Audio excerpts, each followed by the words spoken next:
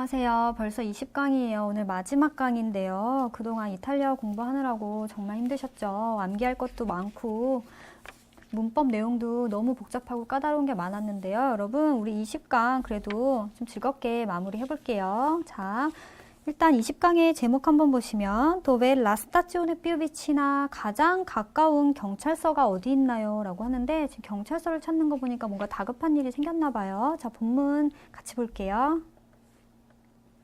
본문 내용 먼저 들어보시겠습니다.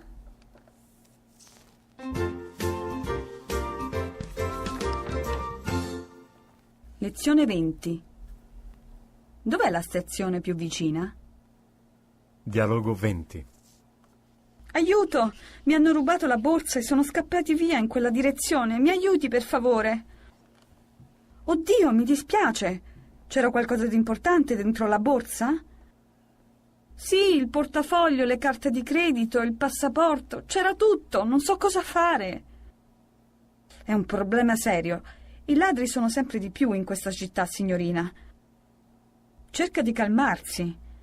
Per prima cosa deve bloccare subito le sue carte di credito. Poi deve fare una denuncia di furto alla stazione di polizia. Dov'è la stazione più vicina? In piazza Vittorio Emanuele. Spieghi bene quello che è successo e tutto quello che ha perso. Grazie, lei è molto gentile. Mi dispiace veramente per quello che le è accaduto. Signorina, mi raccomando, stia sempre attenta. Questa sta diventando una città sempre più pericolosa. 자, 여러분 대화 내용 들어보니까 어때요? 지금 두 명의 여성이 대화를 하고 있는데 한 명의 목소리가 굉장히 격양돼 있고 흥분한 목소리죠. 내용을 보아하니 소매치기를 당한 것 같아요. 그러니까 가방을 통째로 잃어버린 것 같은데 여러분 혹시라도 이제 이탈리아 여행을 하시거나 공부를 하러 가시게 되면요. 이렇게 소매치기가 많으니까 주의 꼭 하셔야 되실 것 같아요. 저는 다행히도 이탈리아에 있는 동안 이런 일을 겪어본 적이 없었는데 한국 사람들 이렇게 여행 와서 굉장히 많은 현금을 두둑하게 가지고 다니잖아요. 그래서 좀 표적이 될 수 있는 경우가 많거든요. 그러니까 여러분 여행 가셔서 꼭 조심하시고 물건 잊어버리지 않게 안전한 곳에서 또는 안전한 시간대에, 낮 시간대에 많이 돌아다니시면 좋으실 것 같아요. 자, 그러면 우리 대화 내용 주요 표현을 만세 포인트 예산에서 한번 짚어볼게요. 자, 만세 포인트 첫 번째 보시면 가방을 누가 훔쳐갔어요 라고 했을 때 상대방이 그 가방 안에 중요한 물건 들어있나요? 라고 물어보고 있어요. 우리 여행객들에게 가장 중요한 게 뭘까요? 현금도 현금이지만 가장 중요한 건 여권이에요. 우리 나라로 돌아가야 되는데 여권이 없다고 하면 참 문제가 심각하겠죠. 자, 그럴 경우 일단 경찰서를 찾는데요. 우리 그 전에 일단 가방 안에 중요한 것이 들어있나요? 라는 표현 먼저 볼게요. C'era qualcosa di importante dentro la borsa 라고 되어 있어요. 가방 안에, dentro가 안에죠. 가방 안에 c'era. 우리 치소노 배웠어요. 치소노 배웠는데 무엇이 있다 없다였는데 여기서는 과거 형태로 쓰여져 있네요. 우리 에라. 어디서 많이 본 표현이에요. 우리 과거, 반과거에서 본 거죠. c'era 하면 무엇이 있었니? 그러니까 그 가방 안에 무엇이 들어있나요? 지금 현재 시점에서 얘기를 하고 있지만 과거로 가방 안에 무엇이 들어있었나요? 라는 식으로 표현을 해요. 그래서 c'era qualcosa di importante 중요한 어떤 것 qualcosa di importante 중요한 어떤 것 할 때 qualcosa di 써주시면 돼요. 만약에 qualcosa di 특별한 것 이러면 qualcosa di speciale 이렇게 써주시면 되고요. 그래서 qualcosa di 플러스 형용사 써주시게 되면 뭐뭐한 어떤 것이라는 뜻이 됩니다. 그래서 가방 안에 중요한 것이 들어있나요? 라는 표현으로 이렇게 했어요. 그래서 자, 2번 한번 넘어가 볼게요. 2번에 보시면 굉장히 다급하게 이 근처에 가까운 경찰서가 어디 있나요? 그러니까 가장 가까운 경찰서가 어디 있나요? 라고 하는 거죠. 여러분도 이렇게 소매치기나 안 좋은 일을 당했을 경우에는 반드시 혼자 해결하려고 하시지 마시고 경찰서를 찾으세요. 자, 경찰서 어디 있나요? 라는 표현 볼게요. Dove la stazione più vicina 라고 되어 있어요. 가장 가까운 경찰서. 우리 앞에서 배웠던 관사, 명사, 비유, 형용사 어떤 게 기억나세요?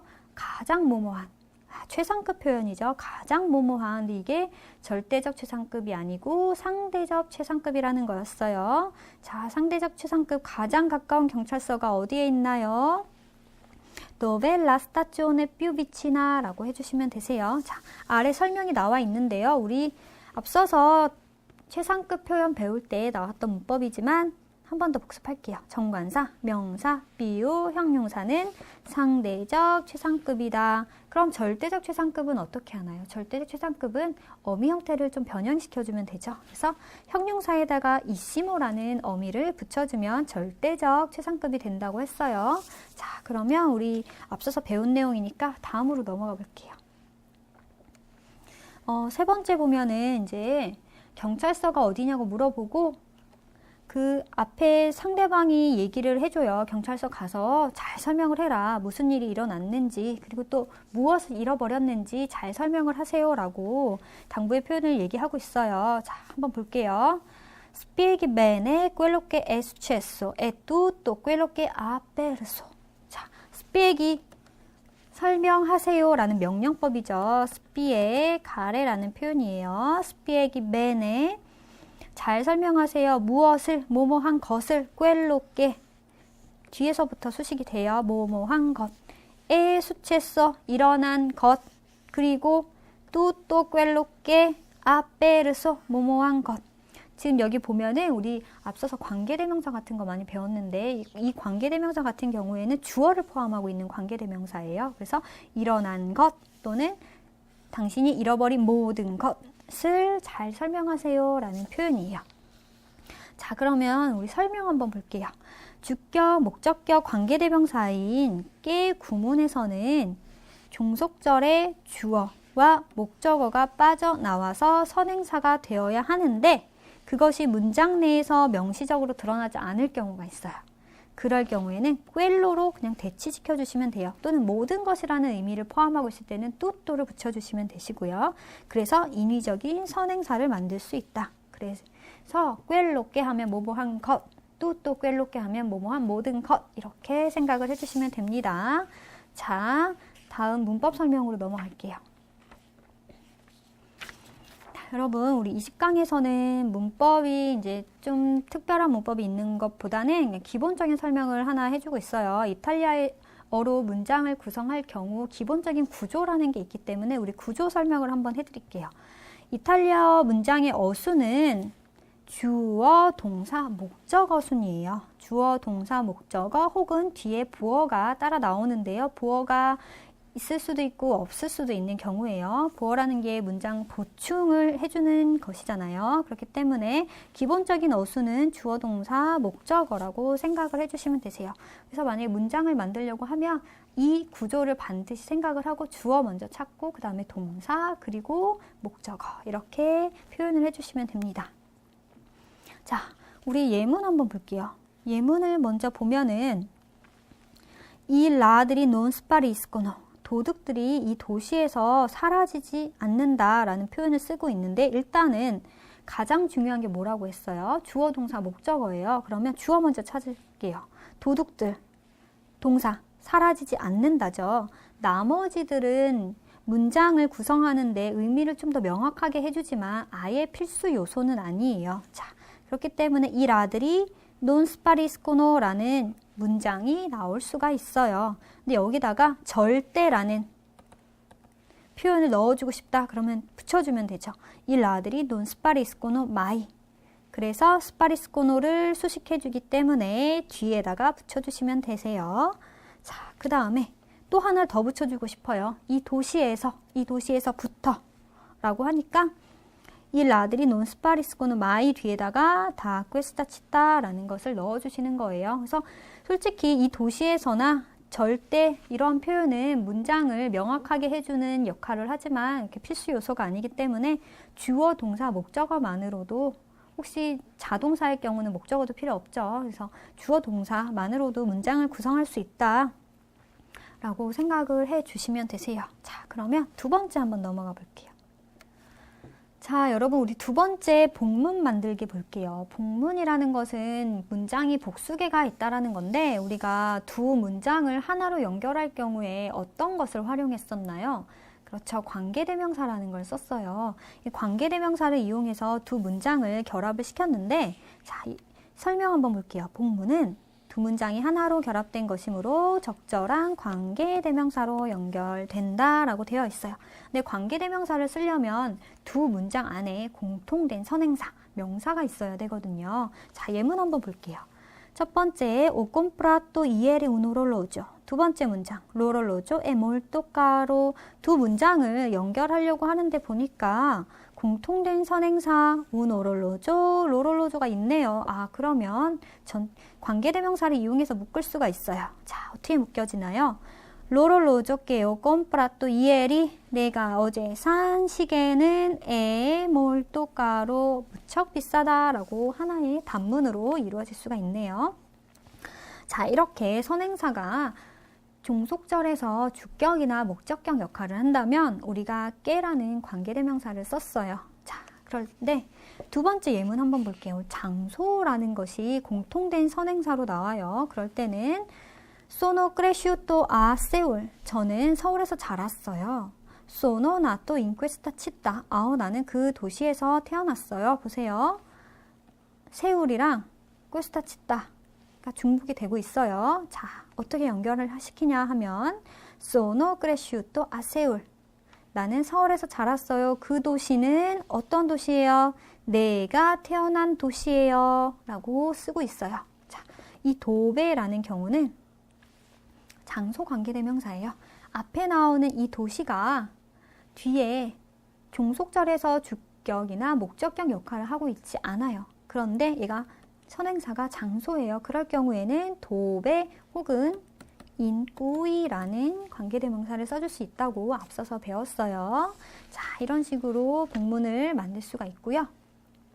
또는 앞서서 우리가 선행사가 명시적으로 드러나 있지 않을 경우에는 어떤 표현을 썼었죠? 선행사가 명시적으로 드러나 있지 않을 때는 우리 선행사를 인위적으로 만들었어요. 꿰로깨 혹은 촉깨라고 쓰셔도 돼요. 또는 모든 어떤 것이라는 표현으로 뚜또를 넣어서 뚜또, 꿰로깨라는 표현을 쓸 수가 있어요.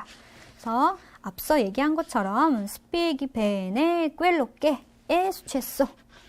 일어난 어떤 것, 일어난 일을 잘 설명하세요. 또 quello che ha perso.